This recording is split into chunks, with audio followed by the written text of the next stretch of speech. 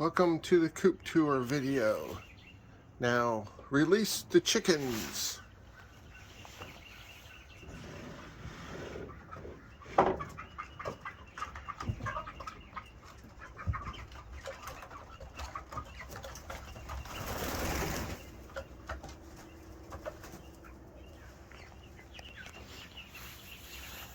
Now that's what we call an introduction. Alright, with the chicken introductions out of the way, let's get to the coop tour itself. The chicken coop is a 6x8 chicken coop which has the capacity for 24 chickens. There are 24 linear feet of roosting area inside the coop, which we'll look at in a minute. The run is 8x30, which is 240 square feet, which also accommodates for 24 chickens. Where we live, which is in rural Horry County, South Carolina, which is the same county as Myrtle Beach, we have obviously really hot, humid summers, and we're in the middle of a former field and we have birds of prey everywhere, so the chickens will not be free ranging as of now, so they are staying in the run. Well, I'm trying to give them some grass. Okay, here's the inside of the coop itself. We have 4 roosting bars here, 6 feet each. The roosting bars themselves are a 2x6 that I ripped in half and then chamfered the 4 corners so it could be easier on their chicken feet. Andre didn't want to have them to be a 2x4, so this was a good compromise because a ripped 2x6 is a little skinnier, but it's wider than a vertical 2x4. We have 1/2 inch mesh that goes around the entire run and the entire coop area. The mesh is coated with PVC, and if you can see there, those are I just used exterior wood screws with what they call fender washers. The fender washers are the really wide ones. We got every single one of them locally and had to get the rest of them on Amazon. We use like 400 of these total in here, so if you decide to do a chicken coop like this or something similar to this, you're going to use a lot of them. For the ventilation, we kept the area between the rafters and the roof open, and that's going to be open year-round. We have it on the bottom here and on the top. This is the outside, obviously, and so any of the chicken waste or anything else that would cause off-gassing would be able to just go out naturally, so the coop wouldn't get too humid and it wouldn't smell too bad. We are utilizing the deep litter method here. So this is 2 bales of hemp that we use, 33-pound bales. And then the theory with this is that when this starts smelling too bad, you add more hemp into it. The chickens, by their daily activities, will stir it up for you, and you keep doing that until it gets about up to this 2x4 here. And then when it gets up that high, I have a trap door here which comes down, so it opens up and then we empty it out and start the process over again. So theoretically we should only have to change this about once a year or so. Right now we have 9 chickens in here, so it'll probably last even longer. The nesting boxes are over here. Our chickens are about 9.5 weeks old, so they're not of laying age. So we wanted to block them off so they wouldn't decide to start roosting in there. The other thing that we did is we have a bunch of windows here. Let me shut this and then I'll show you from the outside. All right, here's our window here that's on the coop door. This here is a greenhouse, what they call multi-wall polycarbonate panel. It was like 50 bucks for a 4x8 sheet. How this was put together is we have a 2x4, which is right here. I went in and put in a hole, not a hole, a slot around the inside. And then if you look here, this is our OSB T111 material. And then when I put this on here, I put that in there and then just sandwiched them together. And so then that's how all of the windows are done. And then this has a door and a window, where this is just a window only. These hinges here are residential hinges, but they're exterior and interior rated. We had to get these on Amazon because it was going to be way too expensive otherwise. Then we just have standard latches with carabiners on every single one. So smarter animals like raccoons wouldn't be able to open them. Then lastly, I just got a 1x2 here, which is the same 1x2 I used for the cleats on the chicken ramp, which I'll show in a minute. And that's how we prop them open. And then when it gets cold or bad weather, we close them up. So the entire coop and run is made out of pressure treated material. The only thing that is ground contact pressure treated is the actual 4x4 base itself. Everything else is what they call above ground contact, so there's no arsenic or anything else in there. The OSB panels, like I said here, hold on a second. Sorry, Sherlock is about 90% good now and about 10% not good. So of course he was in the not good part. He wants to play with the chickens. Now whether he wants to play with them with his teeth, I don't know. Lady pretty much ignores them, but she does get interested sometimes. And getting off track here. These T111 panels, if you buy a storage building that you can bring in on a truck that they just deliver, this is the same panels that they use for those. The roof system is very simple. All it is we have rafters and purlins, and then we have just metal roof on top of it. Very lightweight. I did not have to get up on the roof. Just as you were building the sides, you just reach over and you just fasten it from there. So that's not too complicated. There's a roosting. There's what? A chicken roosting. Oh. There was a chicken roosting. Oh, there still is one. All right, sorry about the mesh. Let me go out a little bit because that mesh can get kind of hard on the eyes. I'm actually going to go in, so hold on a second. All right, before I go in, we have a Dutch door that goes into the run itself. The Dutch door is there, so if we just want to chuck something in, like Andre's been chucking some weeds in, all we do is just open the top up, and then Andrea can chuck stuff in, and then chickens can go nuts, and then we can just close it. Or in my case, I'll open the bottom and walk through. Okay, the chickens are, we were supposed to get, hold on. Oh, that dog is going to be the death of me sometime. The chickens, we were supposed to get golden comets. That's what we ordered. These are obviously not golden comets.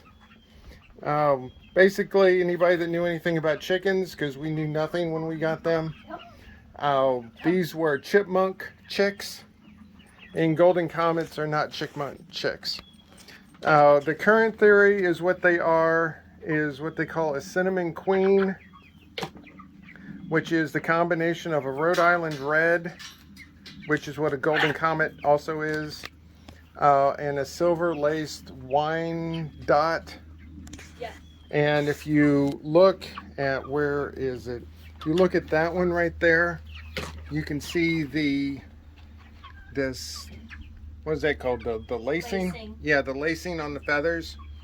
Because the tips of the feathers are actually black, where the rest of them are actually more reddish. They're very docile, which means they're not a pure Rhode Island red. Nope. Sure, I got put in a timeout. But so far they're doing pretty good. The inside of the run itself, you can see where the mesh is. We used 4-foot mesh. This 1/2 inch by 1/2 inch PVC coated mesh. It's expensive, don't get me wrong, but it's not that much more expensive than if you get a bigger spacing and non-coated.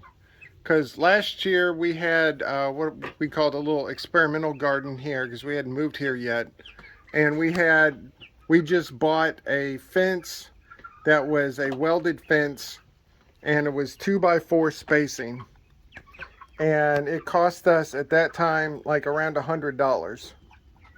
So 4 feet high, 100 feet long, and it was around $100. Well, this was 1/2 inch by 1/2 inch meshing, and it was, for some reason, my boots and pants are interesting. For some reason, the 1/2 inch by 1/2 inch mesh is, this was $180 for 100 feet by 4 feet. So it does cost more money, but it's not as much as you think. And evidently I'm still thing of attention here. Okay, why I wanted to come in here is that here is our chicken ramp. This is, we elected to use a 2x12. Let me get around so I don't accidentally hit a chicken. This is a 2x12 pressure treated piece of board. When we went to the building supply store, they recommended a 2x12, not a 1x12, because they said after time the 1x12 will warp, where this thing will pretty much not warp. And then the cleats, Andre wanted them 5 inches on center, so the chickens would not have a hard time getting up and down the ramp. And those are just regular pressure treated 1x2s. And as you can see here, see, she walks up pretty much every single one. Now, some of the chickens let us pet them, but most of them do not. So these might be the 2 petty ones. Yeah, see, pet the chicken. See, pet the chicken. So anyway, we do have on the bottom, this is a piece of scrap we had left over on our 4x4s, so that is ground contact. Our intention is here to add dirt on the inside, because when we get downpours, the rain doesn't get in here, but if enough water gets around, the water will get in here and pond up a little bit. We have sandy soil, so that doesn't really last long, but there is ponding of water in here. There's obviously their intermediate food and water and grit container. We like it out here, especially with the grit, because they make a mess of it, but they can peck on it on the floor, where when they were in their brooder, when they spilled it, they really didn't get into it. So we'll look over here. That one's just sitting in there chilling. I do have a broom handle that we're going to have for a little roosting area out here for them to chill out, but I hadn't had a chance to build it yet. The She was petting you. and so I'm just showing the framing here. All right, can I walk around, ladies? Okay, there we go. Okay, just showing a little bit of roof framing. The rafters are 4 feet on center, and we have a purlin at the top, a purlin in the center, and a purlin down at the bottom. Now, if we were building a house and it was up to actual building code, it would have to be a lot more stringent than this, but this is a chicken coop. If you can see here, the purlins are actually in between. So I just put 2 screws on each side. So there's 4 screws on each purlin, 2 on each side. All right, ladies, let me walk by. She's following you. The underside of the coop here is 2 feet high. We wanted it to be 2 feet high, so then even if we got larger chickens, they could still be able to walk under there. Plus, if we had to get under there for some reason, we wouldn't be on our stomachs. This is our temporary coop door. The coop door just basically slides up and down. I have a nylon rope, and I have it Rube Goldberged over to where our sliding door is. Really? Evidently, it's just so interesting. Okay, so moving on. Now,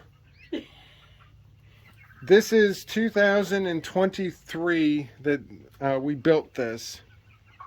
Originally, we wanted to get 3 chickens, so we went to Tractor Supply and got a small little chicken coop and run situation. And Girls. And so what I did was I put together the coop, and then it's like, well, they're going to need a bigger area than that. So we got a dog kennel, and let me go back out and I'll show you that. Okay, on the far side of our shed over there is a dog kennel, and then we got a roof for the dog kennel. So originally we were going to have 3 chickens, and we were going to have that little chicken coop and run thing inside of the dog kennel, and then use the dog kennel as a run. This was early on in the process. We didn't really understand a whole lot about chickens at that time. Or chicken math. Or chicken math, or the square footages, because on the run, you want to have 10 square feet per chicken, and in the coop, you want to have one linear foot per chicken of roosting bar. Or 4 square feet. Or 4 square feet if you're in more of a northern climate where they would be indoors a lot in the winter. So that's what we got, and that's what we were going to do. But when we ordered them, you had to order them in a pack of 10, and they came from Iowa. They were shipped here. We had to physically go to the post office and get them. And they came in a little box. All 10 of them survived. And then we only have 9 now because one of them passed away when she was about 3.5 weeks old. They think the best guess was just developmental problems. Her insides weren't forming properly. Growing fast enough. But getting back to all that original coop and the original kennel cost about $1,100 combined. And we were gonna get maybe 2 or 3 chickens out of that. When we got the chickens, it didn't take long for Andrea to say, well, I want to keep all of them. Well, there's no way in the world we were going to keep 9 or 10 chickens inside of that little thing. So we decided, we actually went to Tractor Supply. They said since we had not used it yet, we were able to take it back, get a full refund on the chicken coop itself, they put it out and they had it sold within a couple of days, so it's not like it was any skin off their back. Only because it was during chick season. Yeah, because it was in chick season. Then obviously we kept the dog kennel, and this entire chicken coop here, including the run, including everything except things to do with the food and water, cost $3,000. So $1,100 on some makeshift thing, or $3,000, and you get this. Now that includes the labor, or the materials only, does not include labor. Now as far as the hours it took to build this, it took about 165 man hours to build this, and it took us 28 days. Show the egg hutch. No. Yeah, Andre reminded me I forgot to show the storage area. So we'll get to that in a second. So 165 hours. I looked up what the average construction labor rate is in our area, and it was like $50 an hour. Well, that came out to more than $8,000 right there. And then if you would have added the overheads and all that for a contractor to do it, our $3,000 chicken coop would have been at least $12,000 to $15,000 if you had a contractor come in here and build the thing from scratch. So basically the cost of Carolina coops. But the Carolina coops ones, that $12,000 to $15,000 was the coop itself. Oh, and you still had to put it Yeah. together. If you want to look at good custom build coops, there's a company called Carolina Coops, and we took a loose interpretation of their coops to make ours. Andre and I are in architecture, so we love designing stuff, so we took the basics of theirs and then modified it a lot.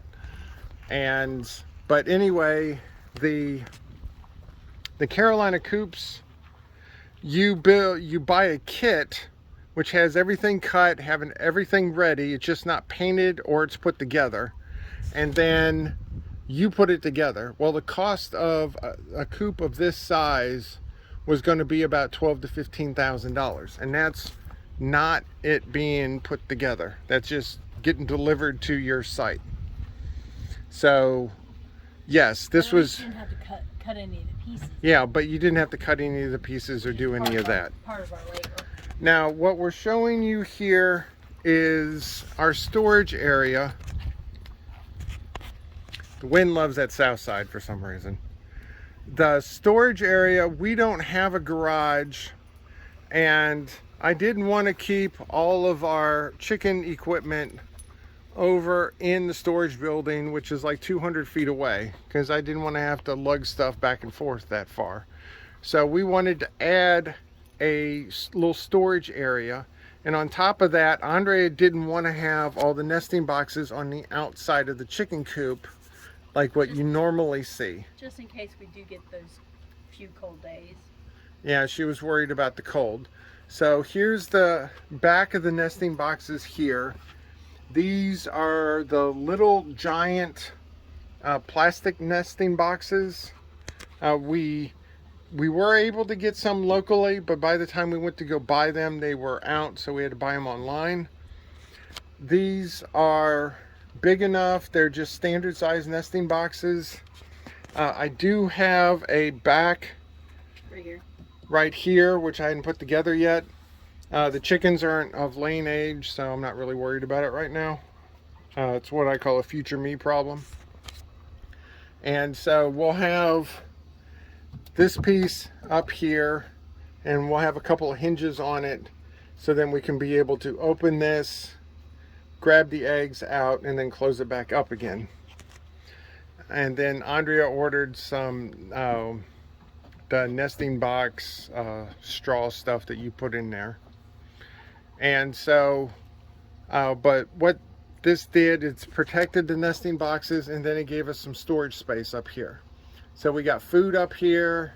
We have Andrea got something called First Saturday Lime, which we put in the coop. And then also we're going to have dedicated equipment in here We have our nice rubber boots, so when the run starts getting really nasty, we're not using our regular shoes. And so all that stuff can be out here, and it's not in the house or not in that storage building. So I think that's about it. Let me pause it because I know I'll forget something, so hold on. Yep, as soon as I paused it, I remembered I forgot a couple of things. First thing is, I was concerned about wind, because we are in Horry County, which means we can have high winds here. And this thing is just one big wind sail. And I was afraid that the only thing that was holding this down were pocket hole screws, which is great for the compression, which is the going down part of the weight of the structure. But if you have uplift and it goes the other way, it's not that strong. So what we did was, see if you can see it here because I painted over it. That is what they call a Simpson plate and Simpson nails. Simpson is a company that does the hurricane strapping. And hold on a second. All right, if you look at that right there, that is a hurricane strap for the rafter. If you were building a house around here, you would have something like that. It would just be bigger than this. We didn't need anything that ridiculous because this is a chicken coop and it's small. So those are at the top and the bottom of the rafters. But Simpson also makes those too. But so what I did was, hold on. So I have these at 4 feet on center because my 2x4s on the run are at 2 feet on center. So there's one at the top and one at the bottom. So now we have nails in that 4x4 base, and it's connected all the way up to the roof itself. And so now the whole structure is a lot stronger. These nails are not regular nails. They are special nails, which are almost like pallet nails, which means they're almost impossible to get back out. So once you drive them in, you're not getting them back out. And so this was an addition I put on. So as you can see, they're every 4 feet on center, if you can see them through the paint. Then the other thing I wanted to show, okay, if you see that hole right there, that is actually a piece of rebar. It was suggested that since this is just sitting on the ground, to have some sort of thing that goes into the ground. Anchor. Some sort of anchor system. So what they suggested was you take a 2-foot piece of rebar, you drill through the bottom of your structure and into the ground, and then you just drive that into the ground at an angle. So the angle is, let me zoom out, is that here's the top and it angles down this way. So the top of it is on the inside and the bottom of it is actually, I mean, it's in the ground, but it's on the outside. And so there's 8 of these total. There's one there, one on the corresponding side, one in the center right there, and the corresponding side, and then we have one on each side in the corners.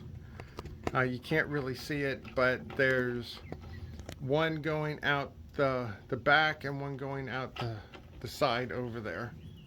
And so between that and the Simpson hurricane strappings, that should keep the structure from blowing over in the wind, unless of course Myrtle Beach gets hit by like a category 4, category 5 hurricane and it comes straight up here. We're almost 30 miles as the crow flies from the ocean, so we shouldn't, even under the worst case scenario, we should never get above a category 1, category 2, but probably not, considering we're so far inland.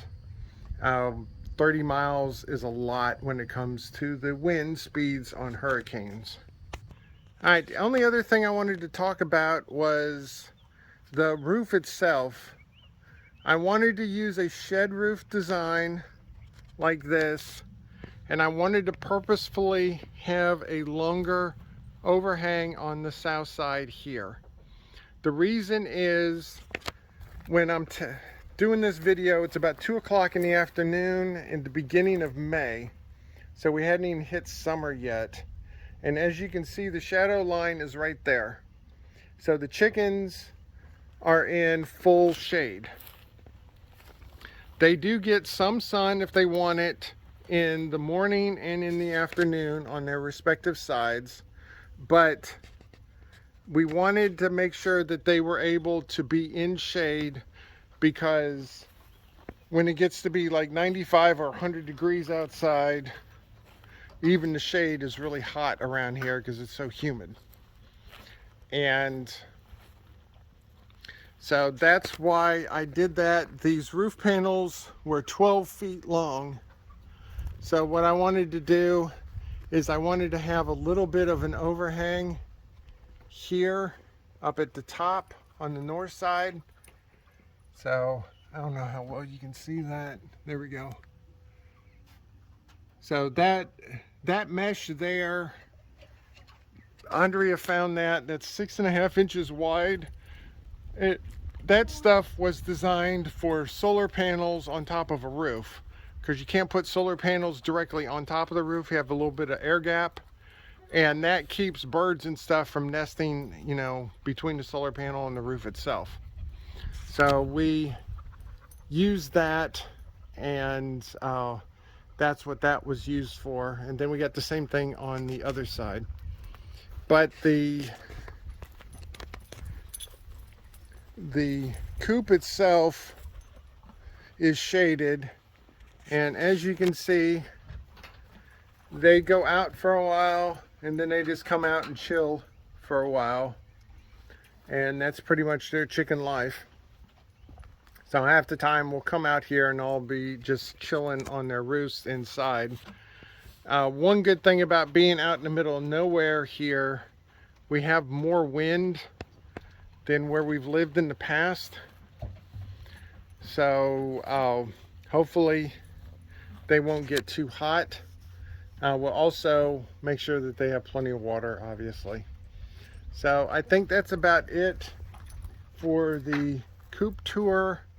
The roof is just a standard standing seam roof, and the finish is called Galvalume, and so it's a nice silver color, and it's also, it reflects the heat very well. So when we were building this, it got up to 90 degrees while we were building it, and the underside of that roof was still cool to the touch. So hopefully when it gets into the dead of summer, hopefully it won't be too hot. So I think I'm done rambling. They're watching you. And so one thing about these chickens, I call them the Springer Spaniel of chickens, because they're very inquisitive. And They're here for the YouTube show. So a lot of times they'll be watching us while we're watching them. And I say they're the Springer Spaniel chickens because we have 2 Springer Spaniels right now, and we had one that we had previously, and they're about the most inquisitive dog I've ever had in my entire life, especially Sherlock right there. So he definitely lives up to his namesake. Yeah, if you didn't misbehave, you could have been over here. So all right, I think I'm done rambling. And that's the chicken coop. And so Andrea bought some chicken toys and stuff, so guess when those come in, we'll put them in there. Then I guess we'll do a video, maybe chickens playing xylophone or something, so that ought to be hilarious. So Chicken update. that'll be about it for now.